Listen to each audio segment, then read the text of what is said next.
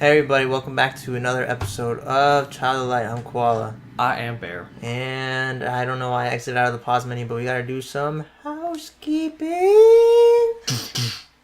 Housekeeping. Oh, I thought you were gonna make like an Ed Sheeran reference, because whenever I hear the I'm a hotel door. we don't want to get stop right there, because we don't want to get content ID'd. Oh, that would be that's flattering, because then that means my singing is good enough to get recognized in a copyrighted song. It doesn't really take much, to be honest. Does it? Oh, really? Yeah. Wow. Yeah. As long as you probably just say sing the lyrics in key. Right. So something I. Oh my God! Did you just say that? Like I can sing in key? Like that's like awesome. That like you would say that about me. As I was saying, something I did off camera between between episodes is pretty much I went through and collected all the collectibles in all the previous areas. And you might be asking, but Koala, we want to see where they are. Well, don't worry. At this point, I have at the end of every area,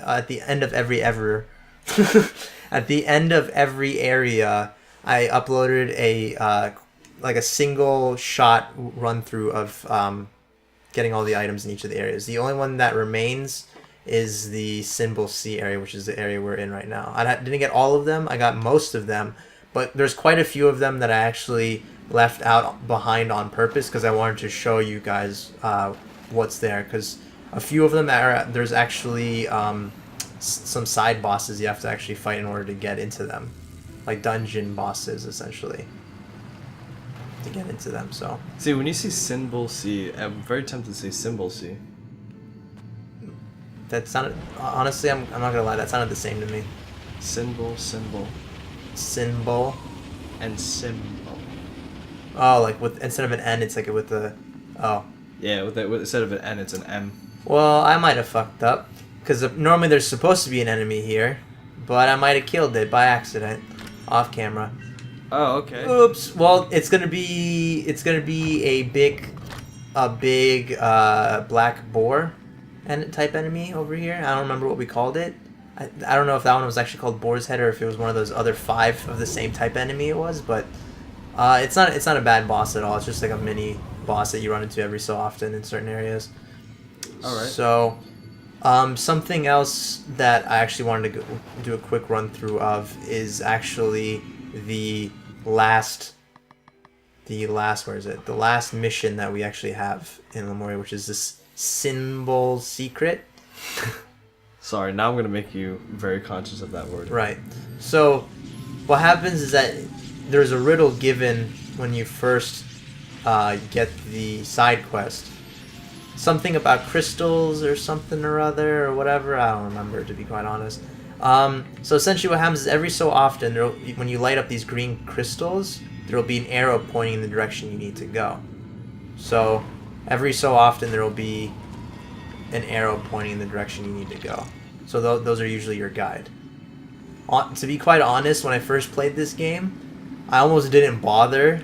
I didn't even listen to the clues or anything. I didn't even know that this was a thing. I ended up just looking it right up online immediately. Yeah. Because at that, I guess it was really late in the morning. And I was just like, you know what, screw this. I don't have the patience for this right now. So, essentially, you don't have to necessarily light them all up and have them speak every single time you light them up. But if you're trying to go without a guide, it definitely helps. But, it just points you in the right direction. Honestly though, I would have never guessed that this was here, because it's it just points straight up, right? And you think, oh yeah, it should be right around the corner, right? And then you come here and you're like, okay, where the hell is it? Right? There's no openings, there's nothing, right? And it pointed straight up. What happens is it's actually hidden behind this pillar somewhere. There we go.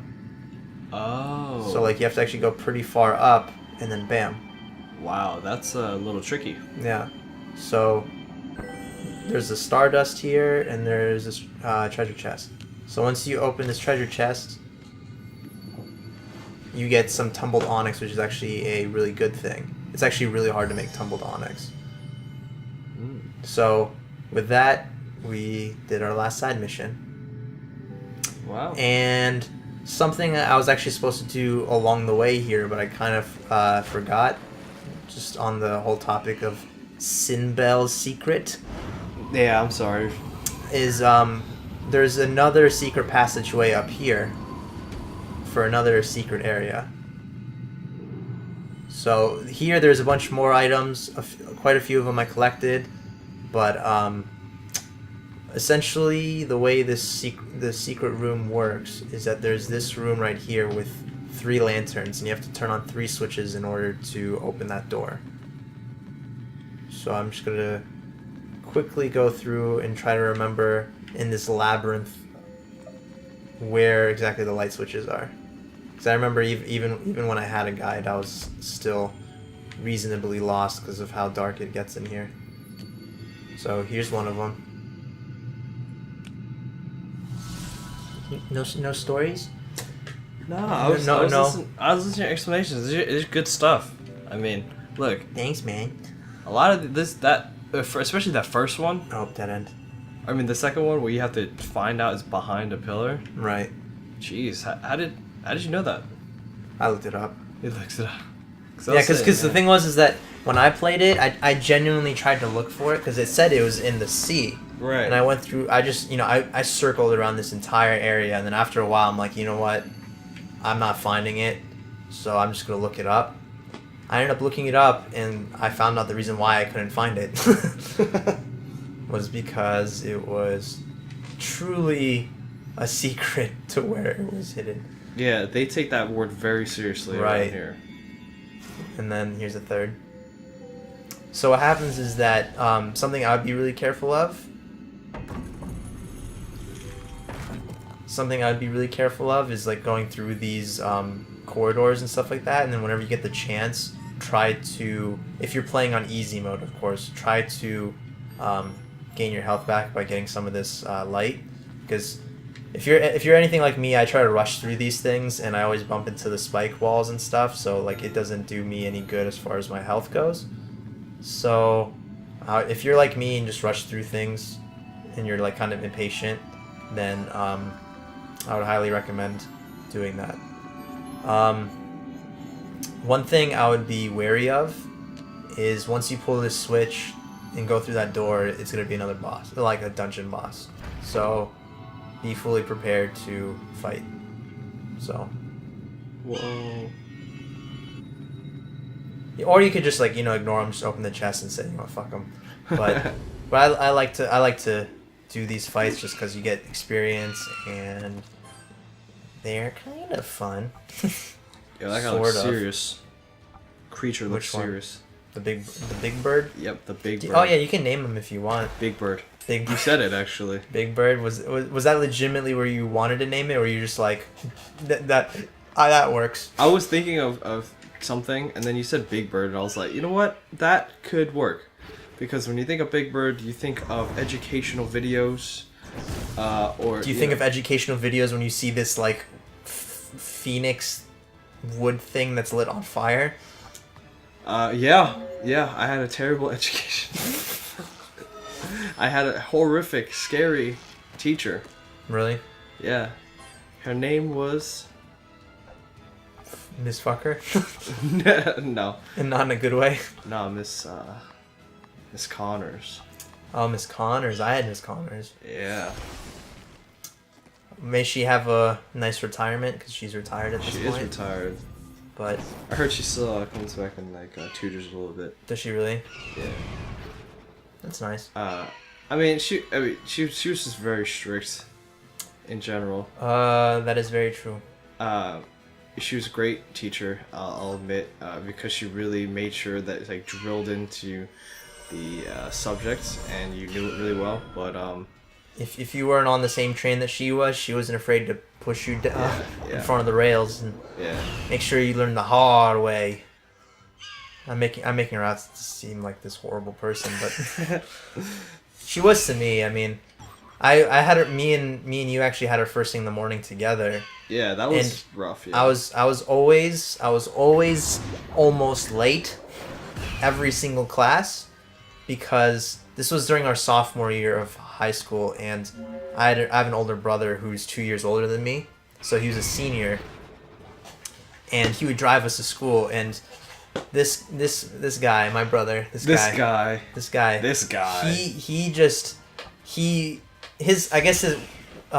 a specific parking lot for seniors, and he would obviously park there. And the thing is that parking lot was close to his first class in the morning, so he would get there like 5 minutes before class started in the parking lot, and then leisurely walk to class because it took him like not even 2 minutes to walk to class, right? Thing was that my first class in the morning was Miss Connor's class, right? And her classroom was across the entire school and then on the third floor, right? So usually speaking, I had 5 minutes to make it up 3 flights of stairs, actually 4 flights of stairs, and across the entire school. Well, those staircases were pretty high, so it was like 4. Well, I was counting the staircase from the senior lot up to the school itself. Oh, right. No, that is a very good point. So because it is long. Even if you're briskly walking, you could barely make it there in a couple of minutes. Yeah, so I usually had to run, and if anyone is, I'm sure everyone's tried this at some point, trying to run with a backpack.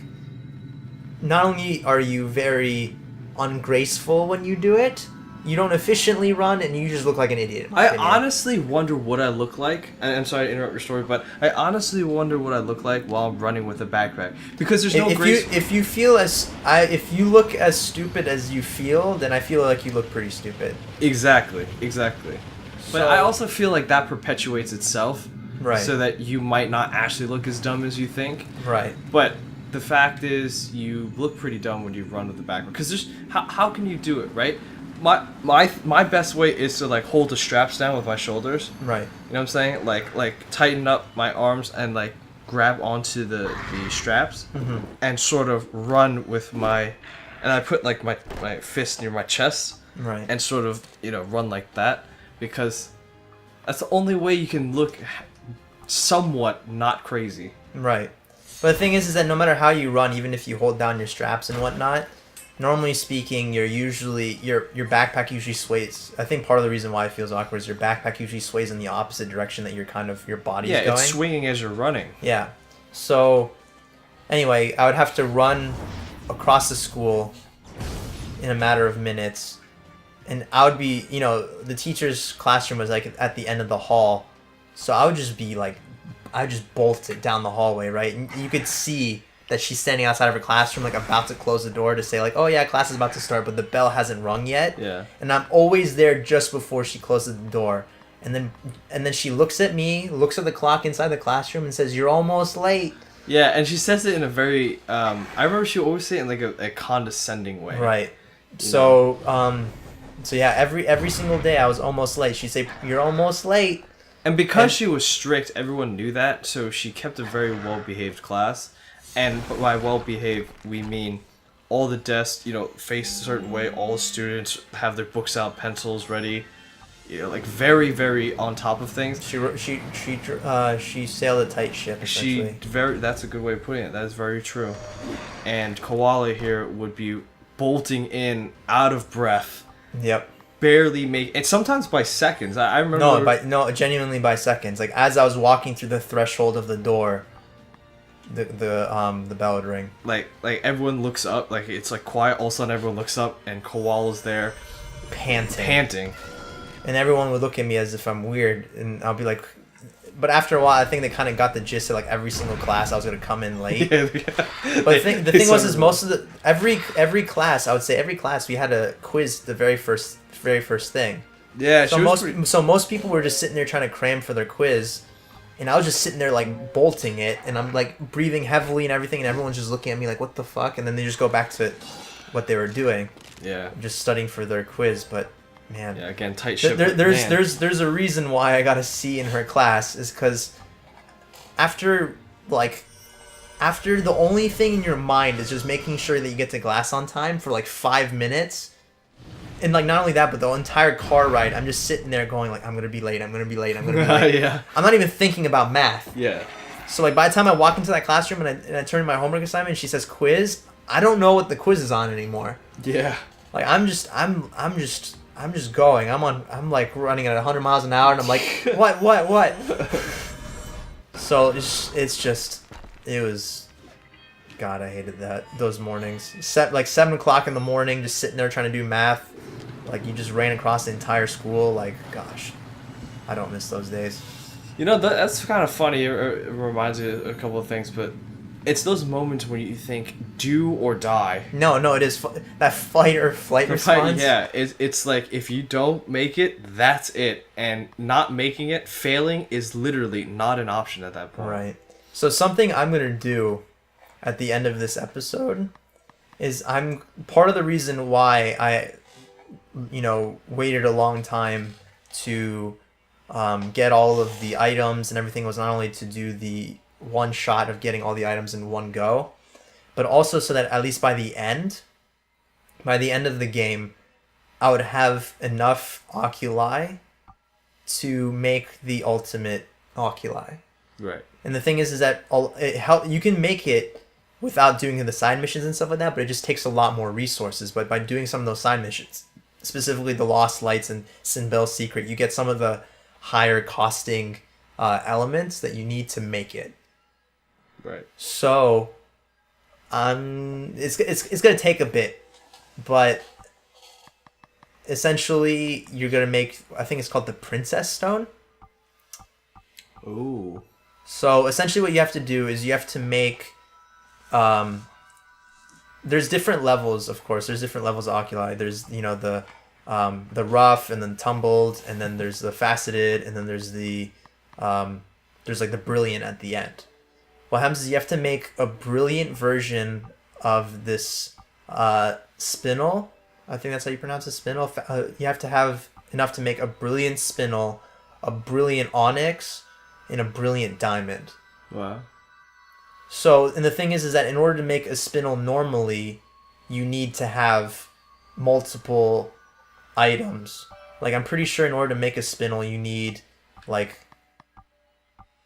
oh, that's onyx. So you just to make a rough onyx, you'd need a rough tourmaline, a citrine, and an amethyst. But the thing is in order to make those, you need multiple rubies, sapphires, and emeralds. Wow, it's so prereq then, after prereq. Yeah, so it's like it keeps. So by the end of it, if you try to make a brilliant onyx just from rubies and sapphires and emeralds alone, you'll probably use all of your stuff. Wow. Question. What's that? What does it take to make a power amulet? Are you going RuneScape on me right now? Yep. Yeah, I'm glad you got it, Koala. Wasn't I remember you needed a diamond and a diamond and a, what did you need? Sorry to take a detour, but you're talking about sapphires. I'm gonna remove some of the Oculi from some of the other people because sometimes it helps. Just okay. Like rob the shit out of all the other people. Mine now, bitch.